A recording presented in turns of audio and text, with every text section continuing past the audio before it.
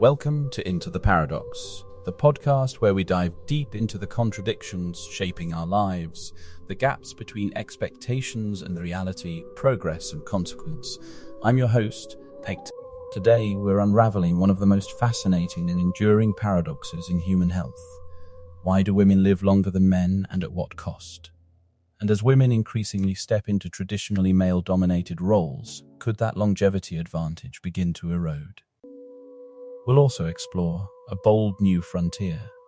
Can artificial intelligence actually help us live longer, healthier lives?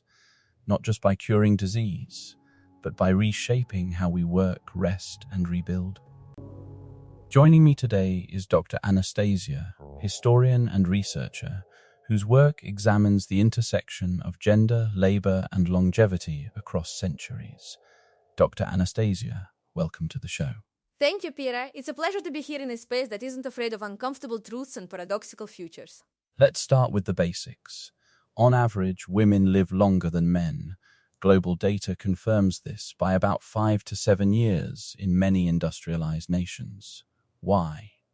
What's the biological story here? Great question. Biologically, women have some built-in advantages. Estrogen, for example, offers protective effects on the cardiovascular system until menopause. Women also tend to have stronger immune responses, possibly an evolutionary trade-off, but one that reduces early mortality from infection. But here's where it gets complicated. Biology isn't destiny. When we look historically, this gender gap in life expectancy wasn't always this wide. In fact, during periods of societal upheaval, wars, famines, industrialization, men didn't always die significantly younger.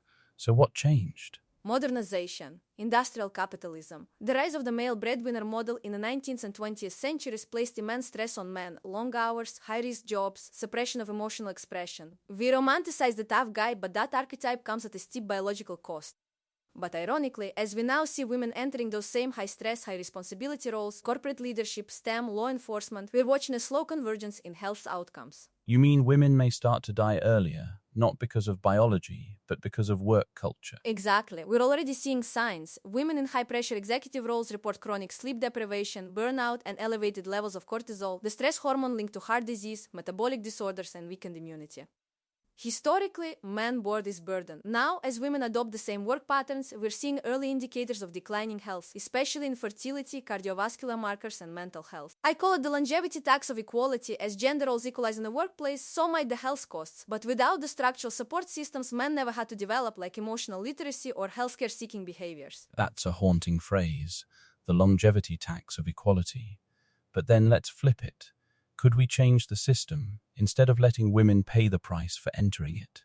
Absolutely. The real goal isn't for women to catch up to men in early mortality. It's to lift everyone, men included, into healthier, longer lives. That means rethinking work itself, shorter hours, remote flexibility, mental health support, cultural permission to rest. Men have suffered under the myth of stoic productivity for generations. It's time we dismantle that. Which brings us to artificial intelligence.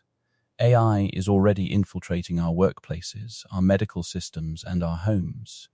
Could it be a tool for liberation, not just economic, but biological? I believe so if we wield it wisely. AI has the potential to augment human work, not just replace it. Imagine AI handling administrative burdens, predicting disease outbreaks, personalizing medicine, even monitoring your sleep and stress patterns in real time to suggest lifestyle adjustments. So instead of working 60 hours a week under constant pressure, AI lets us work smarter, shorter, and healthier. Precisely. A 2023 Stanford study showed that AI-assisted doctors made fewer errors and reported lower burnout. Another MIT project uses AI to design work schedules that minimize fatigue. Now, scale that across industries. What if AI could absorb the cognitive load of high-stakes jobs, legal analysis, financial modeling, surgery planning, giving humans more time for recovery, creativity, and connection? That's not just productivity improvement.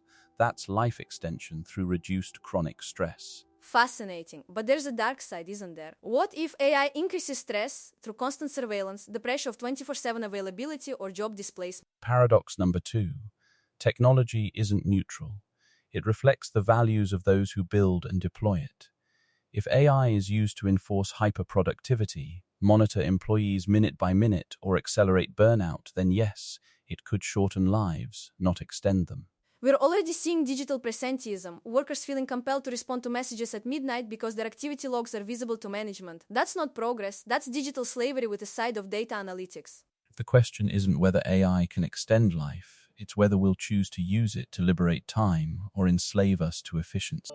So the future of longevity isn't just about medicine, it's about ethics, culture, and how we define a life worth living. Exactly. I study history, Peter, and what I've learned is that every leap in life expectancy, from germ theory to antibiotics to sanitation, wasn't just about the science, it was about the social will to protect human life. The 20th century gave us decades of added life. The 21st could give us centuries if we prioritize well-being over output, connection over performance, and rest as resistance. Rest as resistance. I'll carry that with me. Before we wrap up, a final thought. We've talked about women bearing new burdens, men carrying historical ones, and AI is both threat and ally. If you could wave a magic wand, one change to preserve longevity for all genders in this new world, what would it be? I'd decouple work from worth. If we stopped measuring human value by hours logged, titles earned, or profits generated, and instead honored caregiving, recovery, creativity, and community, we'd see a dramatic shift in health outcomes. Stop glorifying burnout, start rewarding balance. That's the real longevity hack. Powerful. Dr. Anastasia, historian, thinker, and truth teller, thank you for joining us in The Paradox. Thank you, Peter, and to all listeners, question the norms. Your life may depend on it. That's it for today's episode of Into the Paradox. If this conversation resonated with you, share it, discuss it, question it. Sometimes, follow us on your favorite podcast platform and join our community as we keep exploring the contradictions that define our lives. Next week, can silence save us from the noise of modern life? We'll hear from neuroscientists, monks, and urban planners. Until then, stay curious and be kind to your future self.